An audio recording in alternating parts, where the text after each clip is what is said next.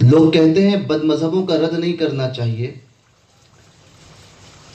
किसी को बुरा मत कहा जाए, न वहाबी को बुरा कहें, न देवबंदी को बुरा कहें, न जमात गैर इस्लामी को बुरा कहें, न राफजी को बुरा कहें, न खारजी को बुरा कहें, सुलह कुल्लियों को बुरा ना कहा जाए। मैं पूछना चाहता हूं कि ये जो लोगों में एक मिजाज फैल गया कि बुरा ना कहा जाए, मैं पूछता हूं क्या चोर को चोर नहीं कहते? चोर को चोर क्यों नहीं कहते? तो कहने लगे चोर को चोर तो कहते हैं इसलिए क्योंकि उसने चोरी की। मैंने कहा क्या चोरी किया? तो कहने लगे कि माल चोरी करता है इसलिए चोरी कहते हैं। मैंने कहा बस यही मसला है, यही मसला है कि बदमजहब को बदमजहब इसलिए कहते हैं, वहाबी को वहाबी, देवबंदी को देवबंदी इसलिए कहते हैं क्योंकि वो ईमान चोरी करता है। फर्क सिर्फ इतना है कि वो माल चोरता है और ये ईमान चोरी करता है तो दोनों चोर, एक हमाम में दोनों नंगे।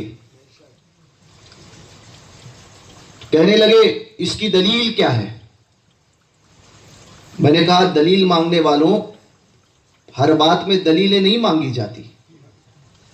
कुछ चीजें ऐसी होती है जिसको हमारे बुजुर्गों ने कह दिया उस पर अमल करना होता है।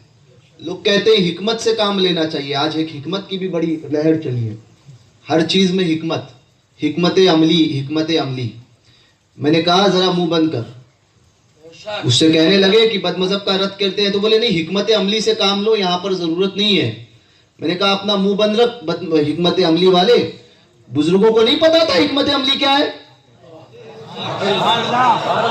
आला हजरत नहीं जानते थे हिकमत अमली क्या है, आला हजरत से ज्यादा जानने लग गया। बदमजहबों का रद्द न करो, शेर बेशे अहले सुन्नत नहीं जानते थे हिकमत अमली क्या है। मुहद्दिस आजम की चौचवी नहीं जानते थे हिकमत अमली को क्या है। ताजुश शरिया नहीं जानते थे हिकमत अमली का नाम क्या है? किसका नाम है हिकमत अमली? हमें सिखाते हो। जिसको कुछ नहीं आता वो कहता है हिकमत अमली है। अबे तेरी हिकमत तेरे पास रख। हमारे बुजुर्गों ने जो सिखाया वो हमसे बेहतर जानते थे, उसी के ऊपर हम काम करेंगे। हम ये नहीं देखेंगे लोगों के ईमान का जिम्मा ये हम पर नहीं है कि हम उसको जो है ये करें, वो अपने ईमान का खुद जिम्मेदार है। हमारा काम है पहुंचाना हक बात, माने तो ठीक, ना माने तो वो खुद उसका जिम्मेदार। तो कहने लगी हिकमत अमली, हिकमत अमली। मैंने कहा सुन हिकमत के पैरोकार और हिकमत के हिफाजत करने वाले, बात सुन मेरी। मैंने कहा नहीं। बोले आज जरूरत है। मैंने कहा तू ज्यादा जानता है बुजुर्गों से। बोले वहाबी को वहाबी मत कहो, देवबंदी को देवबंदी मत कहो। मैंने कहा तू ज्यादा जानता है बुजुर्गों से। कहने लगा कैसे? बोले आप दलील दीजिए। मैं बोला दलील वही मांगता है बार बार है? मैंने कहा पैदा होने की दलील देते हो? तो बोले नहीं। मैंने कहा वो कैसे नहीं देते, वो क्यों नहीं देते?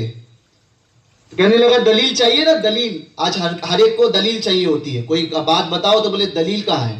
मैंने कहा हर चीज की दलीलें नहीं मांगी जाती, कुछ बातें अपने बुजुर्गों की बात को जो उस पर एतमाद किया जाता है। मैंने कहा फिर भी सुन दलील। मैंने कहा हुसैन इसकी सबसे बड़ी दलील, इमाम अली मकाम इसकी सबसे बड़ी दलील। बोले कैसे? मैंने कहा सुनो, इमाम अली मकाम किसके मुकाबले में आए थे?